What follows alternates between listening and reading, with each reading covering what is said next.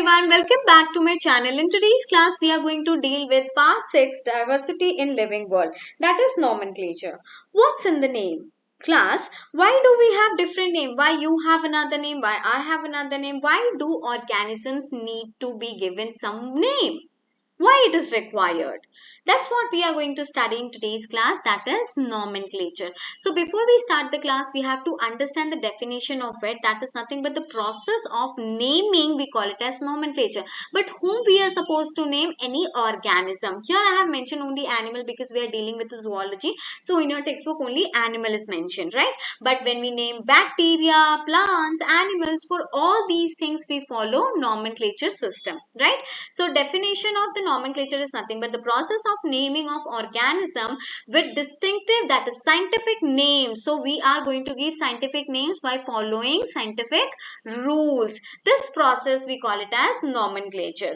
Let's see the overview of nomenclature. Now the number of known species, we have 1.7 to 1.8 million known species. But how many species are present? There are more than 7 million species are present in this entire universe. But we are able to find only 1.7 to 1.8 million, right? Local name varies regionally. For example, in Hindi, I will be calling mango as aam. In English, you will be calling it in as mango. But in other language, for example, Marathi, Telugu, you will be calling it with a different name. But when you speak it, I won't be able to understand, right? So local name vary region to region and within the country. So other people won't be able to understand your local language, right? So there is a need for standardization. Why we decided to give name with a scientific rule to the organism? Because we want standard name that is going to be universal. That means everywhere, wherever you go, that scientific name is going to be universal. Same, right? If I'll say Mangifera indica, anywhere in America, in India, anywhere, they will understand, okay, I'm talking about the mango, right? Now, what is the purpose of nomenclature? Obviously, for standardization. That means universal name is being given. Who is the one who is giving guideline to form these rules and form the naming of the organism? Who is giving us the guideline? It is ICZN. Very important class. ICZN full form is International Code of Zoological Nomenclature. Now, what method we are using for nomenclature? We are using binomial nomenclature, right? More about it we will see in upcoming slides. Now, two types of names are given to the organism. One is local or vernacular name and second one is the scientific name. When I say local name, it varies from place to place. For example, in UP, when you will go, they'll speak in Bhojpuri. When you are in Telangana, you will be speaking in Telugu, right? No, the language will vary from place to place. But when we talk about the scientific names, it is standard or it is universal. Everywhere it is going to be same. It creates confusion because of different language, but there is no confusion because only one scientific name will be given to that particular organism following rules or codes or the principle. These are uninomial. Uninomial means single word. For example, if I say mango, mango is one word, aam is one word, right? These are binomial. That means if I say it's the scientific name of mango, it is Mangifera indica. Mangifera indica, we have two names. Sorry, we have two words in that particular name, correct?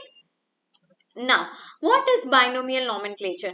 Bi means what class? Two. Nomial means naming. Nomial means naming. And nomenclature means system of naming. System of naming. So, binomial nomenclature was given by Carolus Linnaeus, popularized this binomial nomenclature. It is not given by Carolus Linnaeus but was popularized by Carolus Linnaeus in his 10th edition. What is the book? Systema Naturae. In the comment box, right? We studied about Systema Naturae before also. What did Carolus Linnaeus mention in his book Systema Naturae? It is the type of nomenclature in which each organism is provided with the appropriate scientific name with only and only two components. That's why we call it as binomial nomenclature. That is binomen. Okay, so first word is referred to the genus and second word is referred to the species. Correct. Here you can see the classification. Bi means two, nomial means name and nomenclature means system of naming. It was popularized by Carolus Linnaeus, right? This is what I have written over here. Now, this is very, very, very important for you to understand. In your textbook, only ICZN is given because we are studying about the zoology. But these all are the guideline provided by different organizations. Okay. For example, if I'll talk about ICB, and that is International Code for Botanical. This is not for, this is of. Okay. International Code for Botanical Nomenclature. That is for plants or animals, plant. International Code of Zoological Nomenclature. That is for animal. Now, ICNCP, we have different guideline for cultivated plants. So, this is again for plants.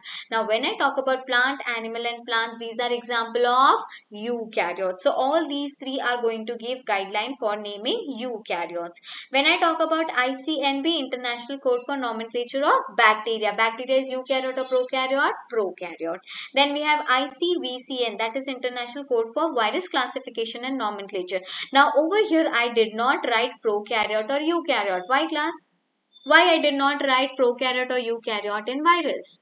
Is it not prokaryote or is it not eukaryote? No, it is neither eukaryote nor prokaryote, because virus to for any organism to become eukaryote or prokaryote, they should be cellular. Organism should have cell, but when we talk about the virus, they are acellular. That means they do not have cell. They come under the borderline of living and non-living. That's why I am not categorized under eukaryote or prokaryote. Now, this with respect to the NEET, very, very, very important class. Almost every year they ask this question in the NEET.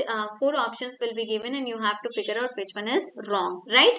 So, first one is, what is the rule of binomial nomenclature? The first one is, it is always being written in a Latin language. Why do we use Latin language? Because it is a dead language. This is not the language of any country, and one word mean only one thing, right? For example, in English, if I say one word, it has many meaning, but here Latin word, one word will have only one meaning, correct?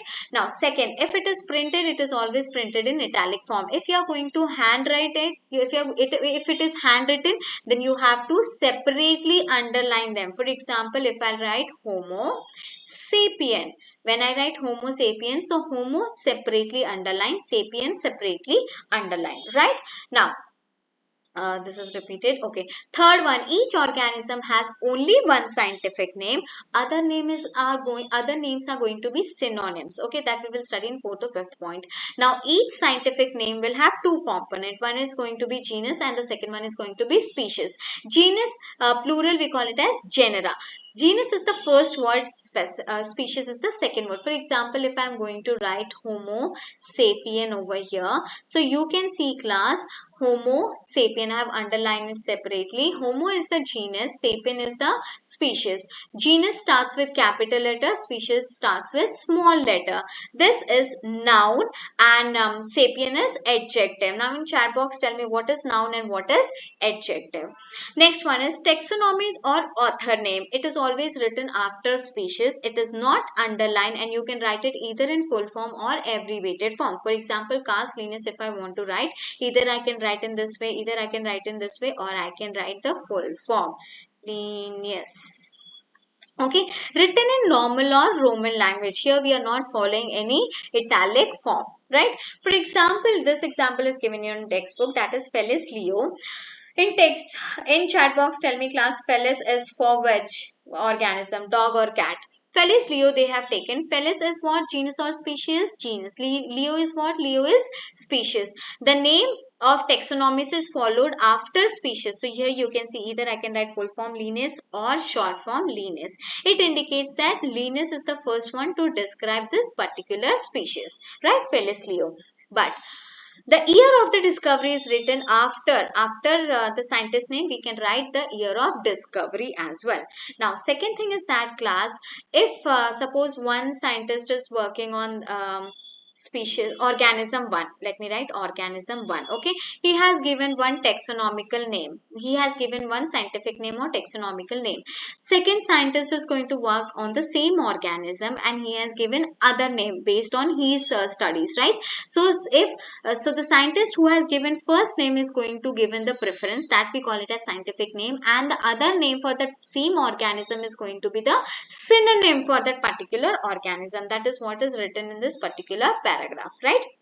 Now, Linus first initially you saw that he has given Felis Leo, but later on what did he do? He kept Leo under the family, sorry, under the genus Panthera. So he replaced he replaced genus Felis with genus Panthera, right? Here you can see example Panthera leo, that is lion, Panthera onca, Panthera pardus, and Panthera tigris. So Panthera is the common genus for different species. Leo, onca, pardus, and tigris are different species. Now, another one is trinomial nomenclature. The word itself says tri means what class? Tri means three. Nomial means naming. Nomenclature means system of naming. That means binomial nomenclature, we have two components or two words. In trinomial nomenclature, we will be having three components or three words. So first two, obviously it is going to be genus, and then we have species. What is the third one? Third one is going to be your subspecies. Okay, third one is going to be your subspecies. Somewhere written over here, I cannot find it. Okay, anyways, let it be.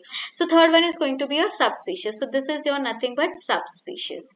Subspecies. So what is denoted? The word denoting the name of subspecies also begin with small letter. You can see here subspecies also begin with small letter, and it is also a Latin word. When printed, it is printed in italics. Okay, by this I am confused class. Write it in the chat box. Do we have subspecies of Homo sapien? That means, do human have subspecies? Does we have humans subspecies of human? If not, then why did I write Homo sapien sapien? Write it in the chat box and let me know about it. So we are already done with this topic. That is, it is nothing but it is extension of binomial nomenclature. Binomial nomenclature is your genus and species. I am writing subspecies, so it is nothing but extension of binomial nomenclature. Here I am going to add subspecies. Okay, so three worded, that is trinomial will be present. Okay, now example Homo sapien sapien or Corvus splendens splendens. Now, another important word is that is your tautonym. Tautonym is nothing but when your genus and species name is same. Practice of naming animal in which genus name and species name are same, we call it as tautonym. So, tautonym example is Xs, that is nothing but your spotted deer. Naja, that is your Indian cobra, right? So, that's all we have in today's class. Thank you so much.